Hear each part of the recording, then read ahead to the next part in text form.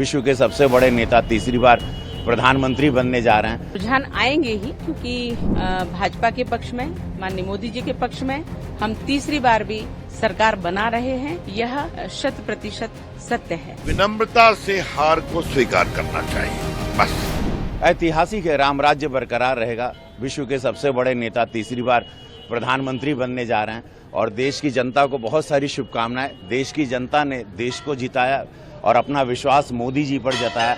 गरीबों, वंचितों, बेटियों, मातृशक्ति सबने, किसानों ने, एक एक व्यक्ति ने, एक एक गरीब जो लाभार्थी रहा, वो आज प्रधानमंत्री जी को तीसरी बार प्रधानमंत्री बनाने जा रहा है। समस्त देश को, इस भारत को, इस नए भारत को, इस राम राज्य वाले भारत में सभी को ढेर सारी शुभकामनाएं। जय श्री राम, जय बजरंग बली। रुझान आएंगे ही, क्योंकि भाजपा के पक्ष में, माननीय मोदी जी के पक्ष में हम तीसरी बार भी सरकार बना रहे हैं। यह 100% सत्य है और जो रुझान है वो हमारे पक्ष में है और जो निर्णय होगा शाम को वह भी हमारे पक्ष में होगा। भारतीय जनता पार्टी अपने काम, अपने विश्वास जनता के बीच अपनी एक बहुत अच्छी छवि को लेकर के और भारत के स्वाभिमान को लेकर के, जो जितने 500 वर्षों का कलंकित इतिहास मिटा करके जो हमारे प्रभु राम जी का जो भव्य मंदिर बना है, वह एक स्वाभिमान, राष्ट्रीय स्वाभिमान का प्रतीक है। वो हमारे आराध्य हैं, वह हमारे प्रभु मर्यादा पुरुषोत्तम हैं।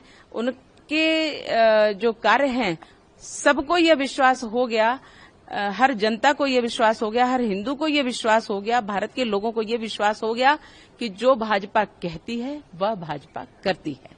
और इसलिए अपने काम के दम पर, अपने नाम के दम पर, अपने विश्वास के दम पर और 10 वर्षों के कार्य को बिल्कुल मंथन करके जनता ने भाजपा को फिर से चुना है।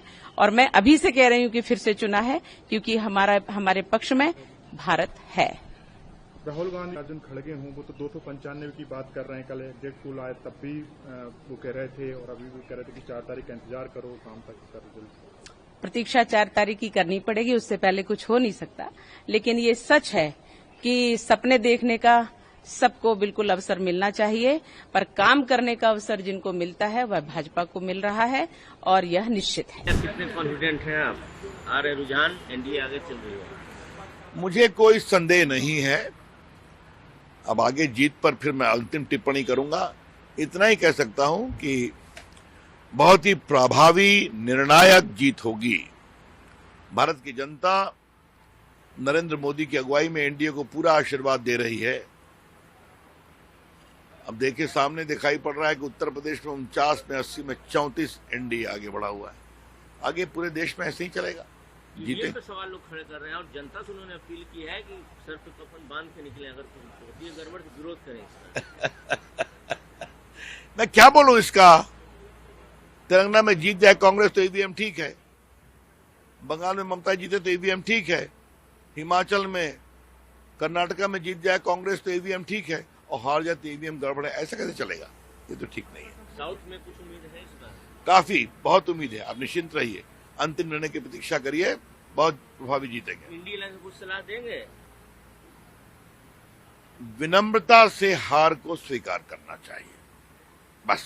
लेकिन ऐसा तो दिख नहीं रहा है। अब प्रतीक्षा करिए, देखते हैं क्या होता है। भी सवाल खड़े हो रहे हैं, लोग कर रहे हैं। अब वो क्या करें, सब पर सवाल करते हैं तो करने दीजिए।